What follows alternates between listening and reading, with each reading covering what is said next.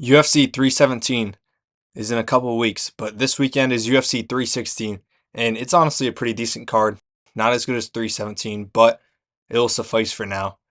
And we got Sean O'Malley taking on Merab Dvalishvili in the highly anticipated bantamweight rematch. Everyone's been fiending for this, riding outside the Apex, going to Dana White's house, boots on the ground, protests all over the nation. Just everyone really wanted to see this rematch, and the UFC finally made it.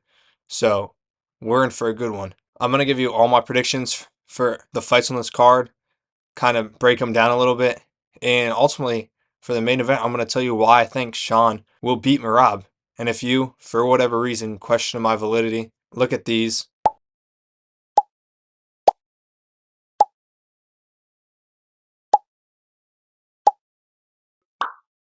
On my last card breakdown, I went 10 for 12.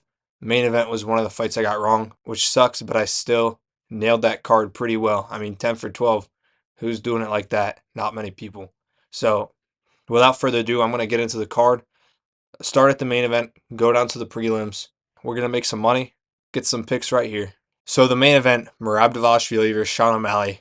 A very interesting striker versus grappler matchup. You have a very one-dimensional grappler in Merab Dvalishvili who isn't the best grappler in the division. He's not the best striker, but his cardio and his grittiness carries him through to the championship level where he's currently at right now, helping him beat people like Umar Nurmagomedov, who on paper should have smoked Merab, but Merab still gets it done due to his elite cardio. And then you got someone like Sean O'Malley, who has crazy power for a bantamweight fighter, very technical on the feet, great distance management, decent takedown defense, good scrambles, overall very solid fighter. Again, good cardio as well, but not as good as a machine. Why exactly do I think Sean will win this fight? First, we got to look at what's going on in camp. What could he be doing different?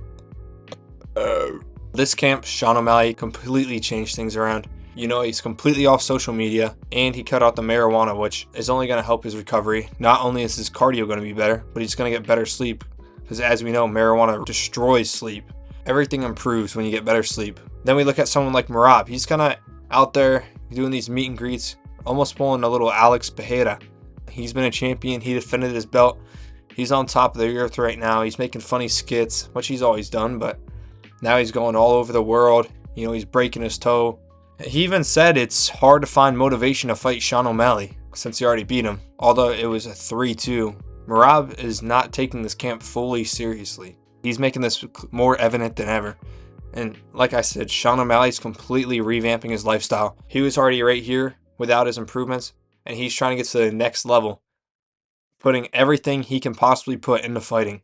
On top of that, Sean O'Malley, say what you want, but he has been injured. I don't think he was injured in the Cheeto fight, but in the Sterling fight and Merab fight, he was compromised, not able to work on his wrestling. This camp, totally different. Also, Sean's been training with people like DJ, who's one of the greatest minds in the game. DJ has probably some of the highest fight IQ we've ever seen, maybe outside of John Jones. Sean O'Malley is pulling out all the stops he can to beat Merab, and Merab's out making skits, partying, having fun, living the champion life.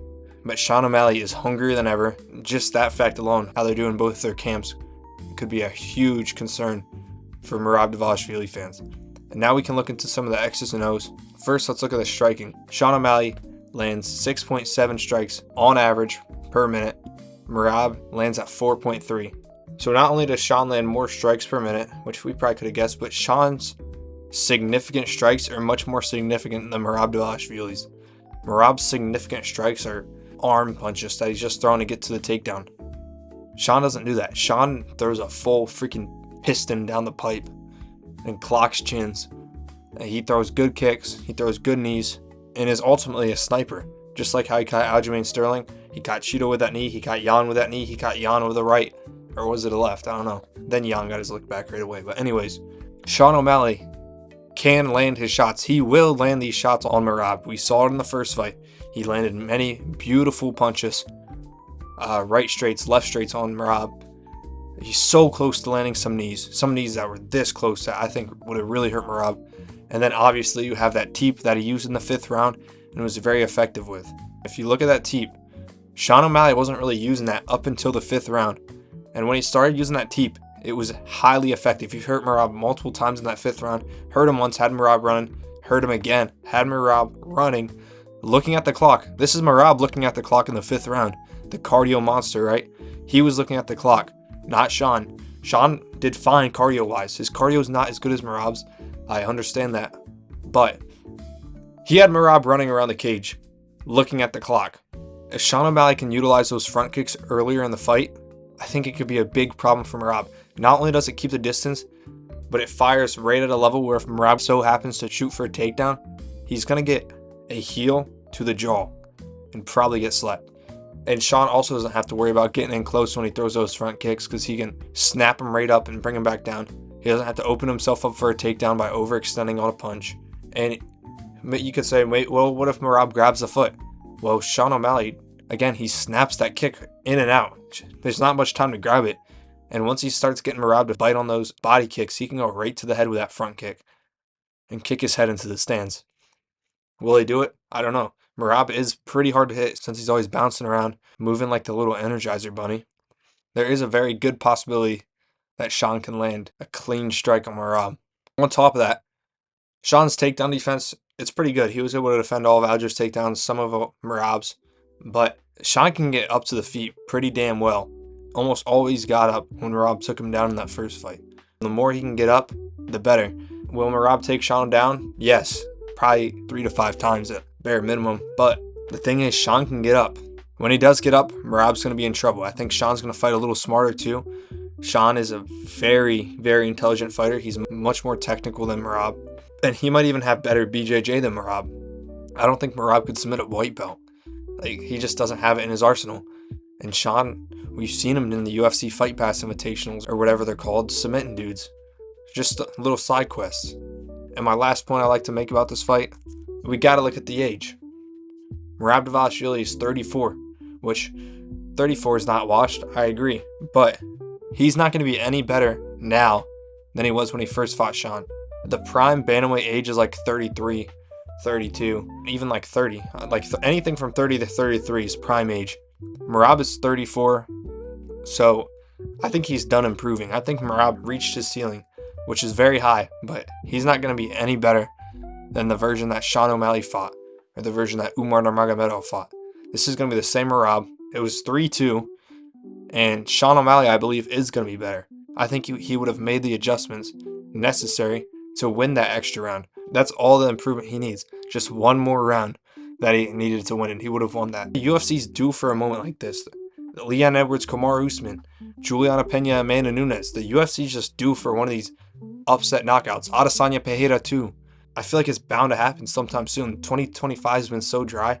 I just feel something in the air that's telling me Sean's going to get a highlight reel knockout. And while Merab's not a bad bet at all, Sean O'Malley at plus 200, whatever he is, maybe plus 300, that's like free money. Sean is so dangerous, and to make him that big of an underdog when their first fight was 3-2 is just ridiculous. Merab's not going to be any better than he was in that first Sean fight. Either he's going to win a close decision again, or Sean's going to win a close decision, or Sean's going to knock him out. Those are the 3 probabilities. Sean by decision, Merab by decision, or Sean knockout. And 2 of those possibilities have Sean winning. So I think Sean O'Malley's the pick to make here, and that's why I think Sean O'Malley will win. Now we look at the co-main event. Kayla Harrison versus Juliana Peña. Kayla Harrison, a massive favorite against Juliana. I think everyone's got to hold their horses here for a second. Does Kayla Harrison have a high-level wrestling pedigree? Yes. Does Kayla Harrison have a lot of muscle and is probably on roids? Yes. Is Kayla Harrison way bigger than Peña? Yes. But, oh God. Look, the strike, oh my God. I don't know. Juliana's takedown defense is only 23. Oh, God. Ew. Oh, my. And she has 0 knockdowns. Jeez. Alright, I was low-key about to say, is it going to be an underdog victory? But this ain't looking good for Peña. Oh, yeah. This really isn't looking good for Peña. Oh, boy. Look, Kayla Harrison looks like trash on the feet, and Juliana Peña does too, but Juliana Peña has that barn brawler style where she can just do what she did to Nunes, piece her up, get her weak, the Nate Diaz, Conor McGregor type thing. and then submit her on the ground. But I don't know who has worse striking, Juliana Peña or Kayla Harrison. They're both pretty bad. Kayla Harrison did not look good against Caitlin Vieira, and then Juliana Peña probably should have lost against Raquel Pennington. And Raquel Pennington is obviously not the best either. So, oh yeah, and she got like 50-43 by Nunes. Wow, this is they both, oh my God. Is it worth throwing a little money on Peña? I think it is. But, you know, I think it's very possible Peña can get an upset, and I actually kind of like Peña. She's making this fight entertaining. She's bringing the trash talk. She's bringing some eyes to this fight. She actually talks, and she builds her fight. So you got to give Juliana a ton of respect for that. But yeah, I don't know though. How's Harrison's cardio gonna look? She's never even made 135 flat. Um, she's huge for the weight class. Super hard weight cut. She hasn't gone 5 rounds at that weight. And Juliana's cardio is cardio. It's good, I think. It's probably not going to be a finish, right? So let's get that out of the way. It's probably not going to be a finish. If Peña can survive against Amanda Nunes, Kayla Harrison's not going to finish her. So it's going to go to decision. And who has a better chance to win a decision? Well, I think Kayla Harrison can take her down and hold her there for a couple rounds. But Juliana Peña's BJJ is actually pretty decent. Her ground game's decent. So she probably won't get submitted. I think her cardio is actually better than Harrison's. But the odds of her actually hurting Harrison on the feet are so low. Like, that never happens in WMMA fights. It's literally like a once-in-a-lifetime opportunity. A very possible Juliana swarms her and gets the TKO. But I think the smart pick's just to go Harrison. Kelvin Gastelum versus Joe Body Bags Pyfer. This is going to be an easy win for Joe Pyfer. Faster than Kelvin. More technical striking. More power at this point. Better chin at this point. Younger guy. Less damage. Less wear and tear. I'm going to go Joe Pyfer pretty comfortably. Maybe he'll gas out in the third and Kelvin will win, but Joe Pyfer should be able to at least win the first 2, if not knock Kelvin out. Pretty simple pick here. Mario Bautista, Patchy Mix. Now, Patchy Mix guy has more knockout power than Bautista. He has decent wrestling. I think this could look like the Aldo Bautista fight, to be honest. I think when they're out on the feet, Patchy's going to be peppering up Bautista, but Bautista could smudge him on the cage then too. Bautista's only had 2 losses, and he lost to Aldo. So 3 losses. But Patchy Mix, former champion, I think you got to go with Patchy. I think his grappling is good enough to negate Mario Bautista's. And on the feet, I think he can really, really hurt Mario Bautista. So I'm going to go Patchy Mix. I don't even care, to be honest, either. I just want to see Mario Bautista get his head knocked off clean. So I'm going to go Patchy Mix. If I get it wrong, I don't even know what to say. Vicente Luque versus Kevin Holland. Wow, Kevin Holland's a favorite. Pretty decent sized favorite too. Vicente Luque looked great against Temba Garimbo in his last fight. And he's not that old, actually. He's only 33 or 34. Kevin Holland's probably like, what, 30, 31? So Kevin Holland does have the age advantage, but not by much. Not as much as you'd think. And Vicente Luque is, again, like I said, he looked good. Kevin Holland's got good enough grappling to defend. This is at 172. You got to remember, if it was at middleweight and he was going against someone like Vicente, I'd pick him out all day long. But at welterweight, Kevin Holland can actually grapple decently. And then he's got that sniper of a right hand that he hurts almost everyone with. He sends mouthpieces flying. Look at what he did to Buckley. While Vicente has a good chin, I don't like what I saw from him against Buckley where he quit. And yeah, he beat Timba, but Timba's pretty green in the UFC. Timba was very overhyped. Just because The Rock buys you a house doesn't mean you're going to be a UFC champion. So I think I'm going to go with a favorite Kevin Holland on this fight, to be honest. He has the power on the feet, the range, and Kevin Holland's chin is pretty damn good. I don't see Vicente cracking him. And as far as the grappling goes, Kevin Holland at 170 can actually grapple. So Kevin Holland, probably by TKO, honestly. Bruno Silva versus Joshua Van.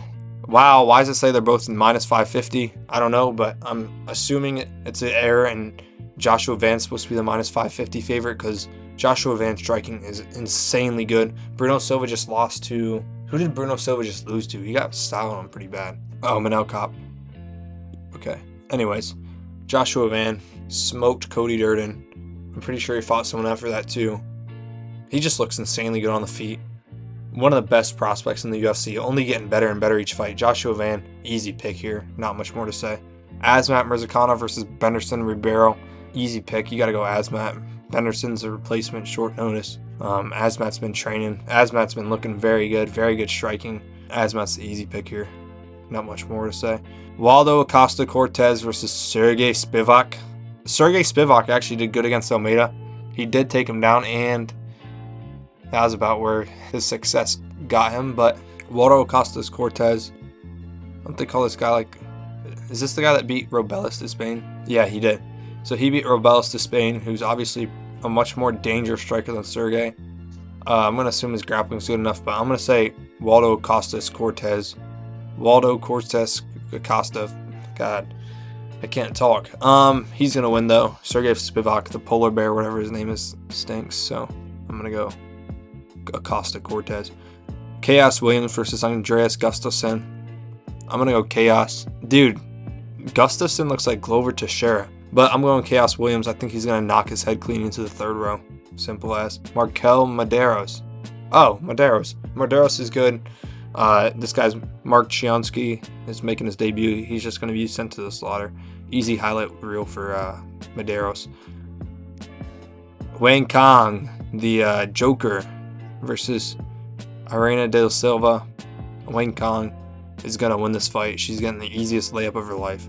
She did lose in the UFC once, but whatever. Everyone loses, right? So, Wang Kong, easy clip for him. Ju Sang Yu versus Jerka Seger. Dude, Jeka Saragi. Jeka Saragi. Look, Jeka Saragi has been an absolute killer, but Ju Sang Yu is just so good on the feet. Ju Sang Yu is going to expose Jeka Saragi. Everyone's saying Jeka is going to be the future UFC champ. I think it's quite the contrary. I think Ju Sang Yu is going to be a big problem for Volk and Gene Silva. So I'm going to go Ju Sang Yu. Quillan Sakild versus Yanal Asmunez. Easy pick. I'm going to go with Quillan. Knocked out Jubilee in like 2 seconds. Anyways, those are my picks for UFC 316. If you agree or disagree with any of them, let me know in the comments. I'll respond to all of them as I always do. And that's why I think O'Malley's going to beat Dvalishvili. If you're still here, I just want to thank you for watching the video, and I'll see you soon.